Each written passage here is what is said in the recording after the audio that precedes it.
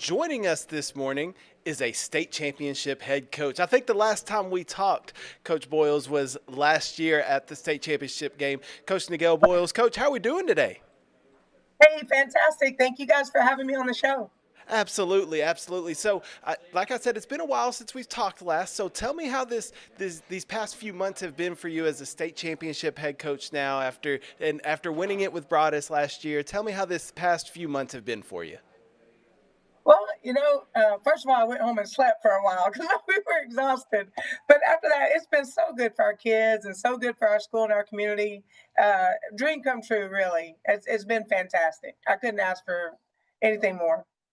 Well, you're back to the grind now. You're back Right. into the midst of the season now. A 20-5 record, ranked 14th overall in the state. Before we get into anything else, how do you feel about state rankings? I think we talked about this last year, maybe a little bit, but how do you feel Right. about them?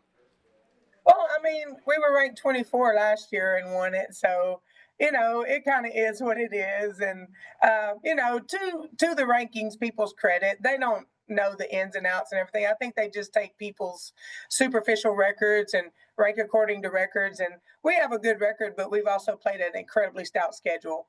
And so I feel really good about where we are right now. I'd rather play a tough schedule and have the ranking for sure. So.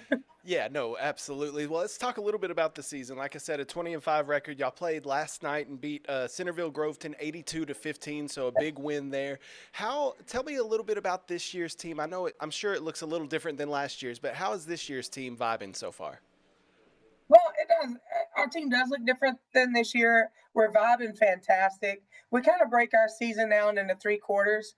And, that first quarter, we're just trying to figure out who we are. And then that second quarter, right before Christmas break, we're trying to put everything together. And then this last quarter of the season, we should be clicking really well. And I'm telling you, I think we're in great shape for where we are in the third quarter of our season. We look really good right now.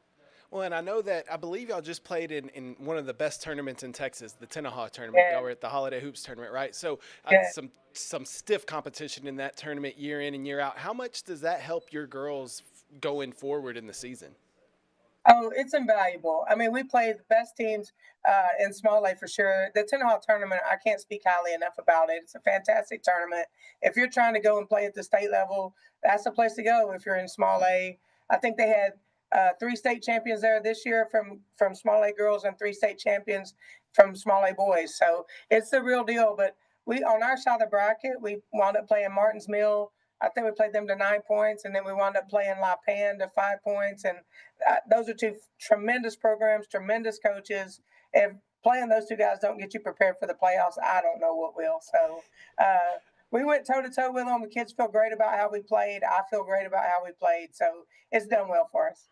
Yeah, and you're going, and I know, especially in the small A divisions, sometimes the districts don't prepare you well enough for the postseason play. So you get to play some of these teams that may be up in higher classification, like the Lipans and the Martins Mills, but Right, it's competition that you're going to equal the competition you're going to see come playoff time when you get down deep right. in there. So, how much different is this year's team compared to last team? Like, how have you as a coach have you had to coach it differently or cater to it differently? How is this year different from last year? That's a great question. I think this team is very different in how we go about scoring and our vibe with one another. We graduated Kaylin Williams, fantastic player, fantastic shot blocker. She's playing collegiately right now. But man, I really like the way we've had other kids step up and play. We got Kaylee Yarbrough and Alea Wilson really stepping up right now. Jalea Mitchell and Kaylin Quinney are always going to be there for us. But our post play was questionable because we lost a couple of post players last year. But our posts right now in the third quarter of our season have really stepped up. They're rebounding the ball well. I'm telling you, I really feel good about where we're at right now. Well, you mentioned Kaylin Williams. I have her on my Right. sheet. I was going to ask you about her. I saw she's playing at Midwestern State and doing Yeah. really good there. How cool is it to see it? And we talk about this all the time too. Especially in small A ball, it's harder. It's I don't want to say it's hard. I think you know what I'm trying to say. You don't see a lot of small A ball players go playing collegiately, right? So how cool is it to see someone like Kaylin going at that next level and performing and playing well at that next level? And how much do you think that helps the younger kids in the Broaddus area to say, oh, that's somebody from our town that's playing at the next level? Oh, it's tremendous. Kayla's just a phenomenal player. She has such big energy when she plays. And what's really cool is we're going to get to go see her play in Tyler at the end of the month. But she just played another one of my ex players, Kiana Bennett, from Shelbyville. And I'm telling you, they went head to head. It was a great battle. But I'm so proud of both of them, so proud for both of them. But you're right, with the transfer portal these days and the way at which colleges are accumulating players, it's so difficult for high school kids of any classification to get a shot.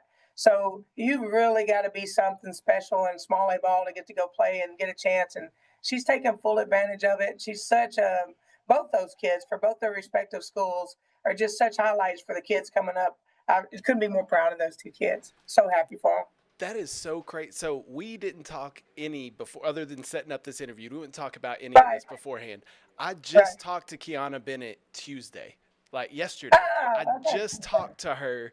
That's one Um, of my favorite kids in the world. I love Key. yeah, I didn't know you coached her. So you coached her Yeah, while she I was at used to be at Shelbyville. Shelbyville. Yes. Okay. Well, yeah, so that is amazing how all this works. But yeah, I just talked to her, so that is to your point, like those are two perfect examples. And speaking to Kiana, and I spoke to Kaylin last year after she was the state MVP, I believe, and gotten to kind of talk Yes. to her and after that phenomenal human being there. And then Kiana's the same way, like just her energy was infectious. You could tell throughout the whole interview. I know it's not about Kiana here, but to your point, Yes. yes. There's definitely a common denominator for kids that are trying to go next level. Number one, you have to be a competitor. Both those kids are some of the most tenacious competitors I've ever coached, but also they're very high achieving on every level, both very high achieving academically, high achieving athletically, set huge expectations for themselves. So yeah, I mean, if you're trying to go to the next level, number one, just compete. That'd be my advice. So, Yeah, easily compete first and yeah. foremost. Well, speaking of competing, you got the rest of the season going forward. What are your thoughts and expectations for your girls for the remainder of the run here and going into the postseason? Well, for district play, we're trying to go undefeated in district again for the third year in a row. I'm kind of a superstitious person. I don't like talking much about it, but you have to set yourself small goals as you go. So that's our small goal, the one that's right in front of us. We never get further ahead than where we are. We just kind of stay where our feet are. Our feet are in district play right now, so we're in district play. And then, after district play's over, you can't take a loss. So our goal by the end of the year, I think we need to wind up being 39, 34, and 5 if we want to win it all. So our goal right now is to be 34 and 5 by the end of the year. So Not that that's you've kind of done the where we're math or headed. anything. You haven't Yeah, we, calculated it we up. do the math. We do the math.